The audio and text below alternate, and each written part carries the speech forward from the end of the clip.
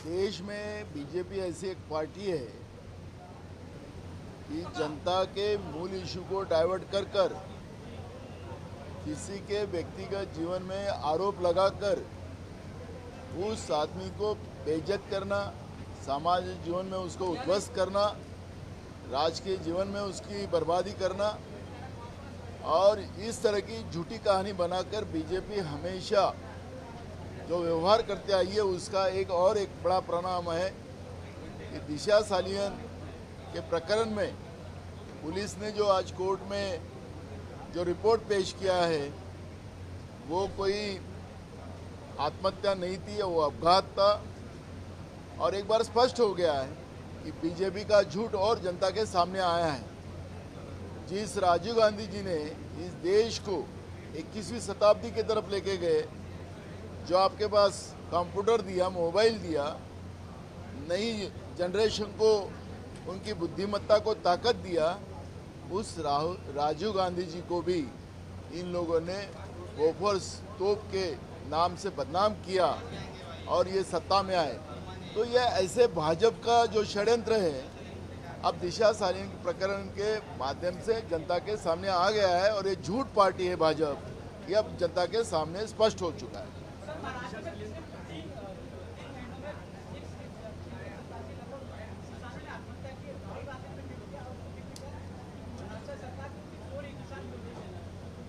देखो, देश में सबसे ज़्यादा किसानों की आत्महत्या महाराष्ट्र में चल रही है। जो सरकार का आंकड़ा जो है, जो आप बता रहे 700 के कुछ ऊपर, उससे ज़्यादा किसानों की आत्महत्या हुई। आपने देखा होगा कि कल लातूर जिले में एक किसान, उसके पास बैल हल जोतने के लिए नहीं थे, खुद वो हल को जोत लिया। उसके कि उनकी धर्मपत्नी उसको हाँक रही है। ये मुद्दा कल हमने हाउस में उठाया और महाराष्ट्र का ये किसानों की जो दुर्दशा है वो हमने स्पष्ट की। तो आज कृषि मंत्री और सहकार मंत्री ये दोनों जाके किसानों को, वो किसान को मदद करने के आगे बढ़े। क्या सब राज्य के इस किसानों ने अपने आप को हल को जोतना चाहिए? क्या ये सरकार वो चाहती है? शिवाजी महाराज के महाराष्ट्र में जिस तरह से ये व्यवहार चल रहा है, ये शिवाजी महाराज का भी अपमान कर रहे हैं। और इसलिए राहुल जी ने आज जो महाराष्ट्र के बारे में जो ट्वीट किया है, ये वास्तविकता है। महाराष्ट्र में किसान विरोधी बीजेपी और महायुति की सरकार है, अब ये स्पष्ट हो चुका है। और इसलिए ये सरकार का जो ढकोसला है किसानों के बारे में, वो अब स्पष्ट हो चुका है। महाराष्ट्र में कब किसानों की आत्महत्या रोकेंगी ये सरकार, कब किसानों का कर्जा माफ करेंगी सरकार, या मोदी जी के मित्रों को ही मदद करते रहेंगी ये सरकार? ये सब प्रश्न यहाँ पे खड़े हुए हैं। सर, पुणे में एक दर्दनाक घटना घटी है जहाँ पे 25 वर्षीय महिला का एक कोरियर बॉय बन के घुसता है, उसके साथ दिन दहाड़े रेप करता है, उसके बाद सेल्फी निकालता है, कहता है मैं फिर वापस आ रहा हूँ। कैसे देख रहे पुणे में? महाराष्ट्र में कानून व्यवस्था है, कोई भी अब उसका कोई ठिकाना नहीं रहा है। यहाँ लोग रास्ते में चलते हुए भी उनको जीना हराम हो चुका है, घर में रहने से भी जीना हराम हो गया है। तो महाराष्ट्र में कानून व्यवस्था पूरी बर्बाद हो चुकी है।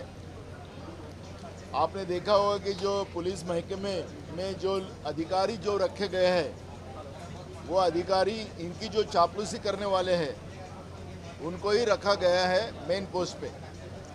महाराष्ट्र की डीजी जो है वो खुद ही बीमार है और लेकिन उसको 2 साल का एक्सटेंशन देकर उसको क्यों सपोर्ट कर रहे हैं?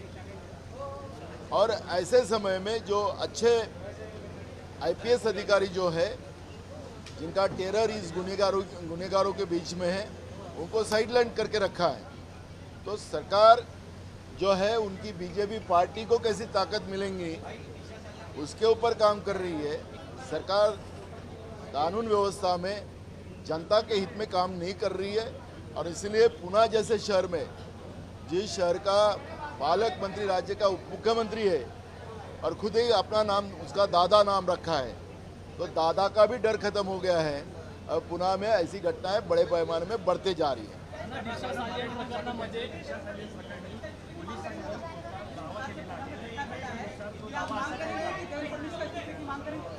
बिल्कुल आज विधानसभा में ये प्रश्न आएगा और उसमें मुख्यमंत्री और ये सरकार को ही बर्खास्त करने की मांग हम लोग करेंगे।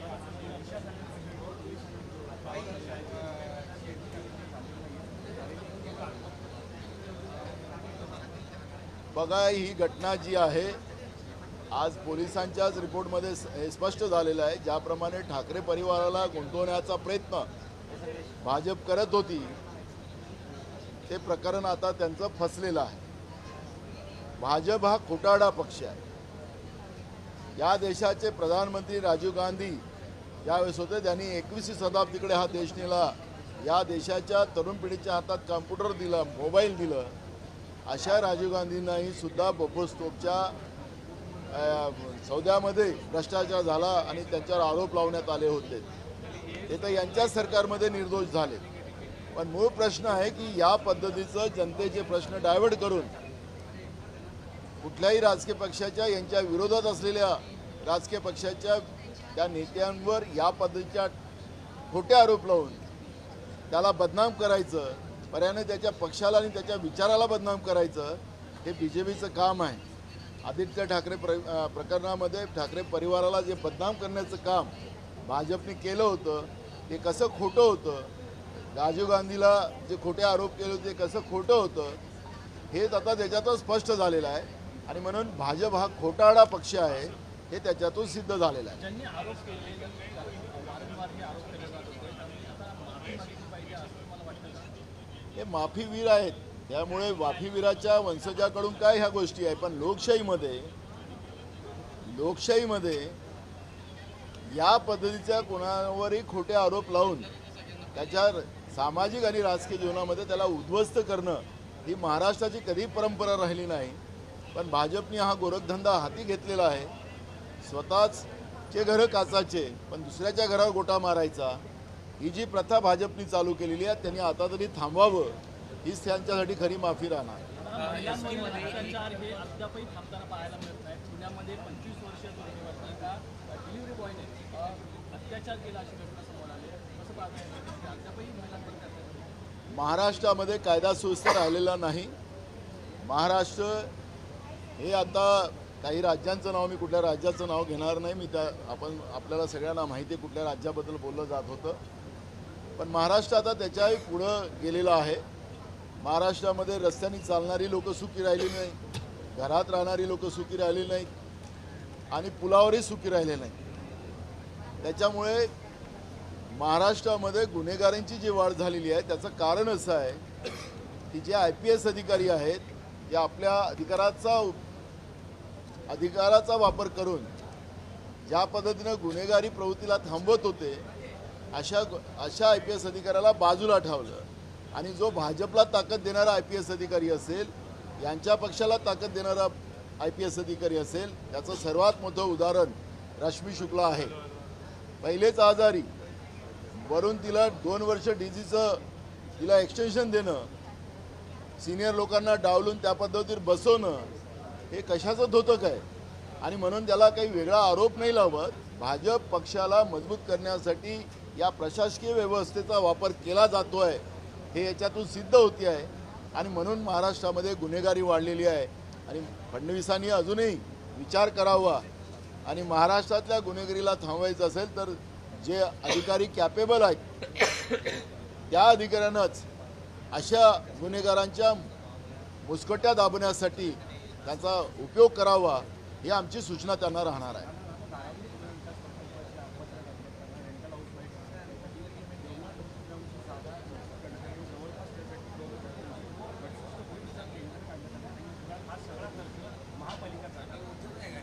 दोन 2024 मध्ये ज्यावेळेस एकनाथ शिंदे या राज्याचे मुख्यमंत्री होते त्यावेळेस महानगरपालिकेच्या माध्यमातून, कारण की नगरविकास खाते त्यांच्याकडे होतं,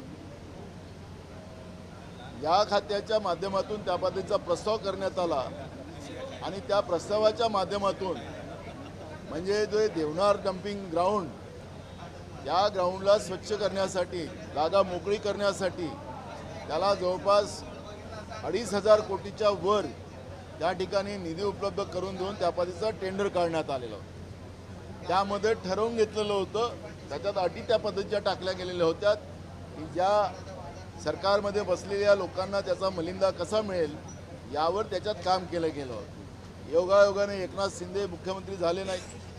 आता मुख्यमंत्री झाले तर देवेंद्र फडणवीस. आता जे एकनाथ शिंदेचे जे काही कंपन्या होत्या त्याला एक हिस्सा पण द्यायला तयार नाहीत. त्याचे 3 टप्पे पाडले गेलेले आहेत. त्याच्यातला एक टप्पा पण एकनाथ शिंदेला दिला जात नाही. आणि सगळेच्या सगळं जे ए ग्रुप आहे, जसं पहिलेच्या काळामध्ये मुंबईमध्ये डी गँग चालायचं, आता ए गँग चाललेली आहे. मुंबई ए गँगला विकली जाते आहे आणि सगळेच्या सगळं काम आता ए गँगला दिलं जाणार आहे. आणि त्या ए गँगच्या पाठीशी केंद्रातलं सरकार आणि राज्यातला मुख्यमंत्री हा त्यांच्या पाठीशी आहे. आता हे युद्ध जे एकनाथ शिंदे आणि देवेंद्र फडणवीसाचं ह्या मलिंदा खाण्यासाठी मुंबई शहराच्या जनतेच्या घामाचा पैसा जो उधळपट्टी केला जातो आहे तो कसा केला जातो त्याचं स्पष्ट उदाहरण आपल्याला पाहायला मिळतं आहे. आम्ही विधानसभेत हा मुद्दा उपस्थित करू. आणि हे जे या पद्धतीचं ए गँगला पूर्ण राज्य लुटून दिलं जातं आहे, मुंबई लुटून दिली जाते आहे आणि महाराष्ट्राच्या जनतेला आत्महत्या करायला बाध्य केलं जाते आहे, ही काँग्रेस कधी सहन करणार नाही. ही लढाई काँग्रेस त्या ठिकाणी पूर्ण लढाई उभी करेल आणि सरकारचा हा जो ए गँगमध्ये लपलेला जो चेहरा आहे त्याचा पर्दाफाश करण्याचं काम आम्ही लोक करणार आहोत.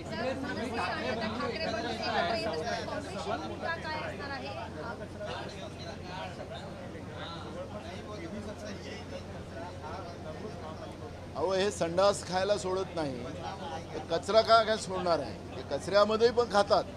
हे कचऱ्यामध्ये खाणारी ही किडे आहेत आणि त्याच्यामुळे कचऱ्यातही पैसा कसा कमवता येईल, पैसा कसा खाता येईल त्याच्यावरचं हे कृत्य आहे. त्याच्यामुळे कचऱ्या संडास सगळं त्याच्यामध्ये काहीच आता यांचं राहिलं नाही. सगळं खाण्याचंच काम ह्या लोकांनी सुरू केलेलं आहे. जसं लालू प्रसादवर चारा घोटाळ्याचा आरोप होता तसं आता हे कचरा आणि संडासा खाण्यामध्ये पण हे आता मागे पुढे पाहत नाही. आणि त्याच्यामुळे हा जो देवनार डम्पिंग ग्राउंडचा जो प्रश्न आहे हा कचरा खाण्याचा प्रकार आहे. त्या माध्यमातून राज्याच्या जनतेच्या घामाचा पैसा जो यांच्या तिजोरीत आहे तो लुटतात कसा आहे ते सगळ्यात मोठं उदाहरण हे आहे. ठाकरे बंधू एकत्र येत आहेत, त्याची जय्यत तयारी सुरू झालेली आहे. दुसरीकडे मिरापूरमध्ये मराठी बोलायला न आल्यामुळे एका व्यक्तीला मनसेकडनं मारहाण सुद्धा करण्यात आली आहे. कसं बघताय? बघा, प्रत्येकाने आपल्या भाषेवर प्रेम करायला काही कोणाला विरोध नाही, कारण आमच्या संविधानातला अधिकार आहे आणि आमची माय मराठी भाषा याचा स्वाभिमान प्रत्येकाने ठेवलं पाहिजे. पण मुंबई हे शहर हे मेट्रोपॉलियन सिटी आहे. जगातले लोक या शहरामध्ये राहतात आणि असं कृत्य होत असेल तर खऱ्या अर्थानं महाराष्ट्रामध्ये कायदा सुव्यवस्था राहिलेली नाही आहे हे त्याच्यातून स्पष्ट होते आहे. या पद्धतीचं कोणालाही वागता येणार नाही आणि त्या पद्धतीची भूमिका सरकारने घेतली पाहिजे. दोन्ही ठाकरे बंधू एकत्र येत आहेत, तयारी वरळी इथे जोरदार सुरू आहे. वेगवेगळ्या पद्धतीने ट्विटर सुद्धा दोन्ही पक्षांकडनं सादर केले जातात. त्याला स्वागतच आहे. आम्ही परवा पण मी सांगितलं की दोन्ही ठाकरे बंधू एकत्र येत असतील तर त्याचं स्वागतच काँग्रेस पार्टी करेल. आता isakal.com आहे देशातील नंबर 1 ची मराठी न्यूज वेबसाईट. प्रत्येक अपडेटसाठी isakal.com ला नक्की भेट द्या.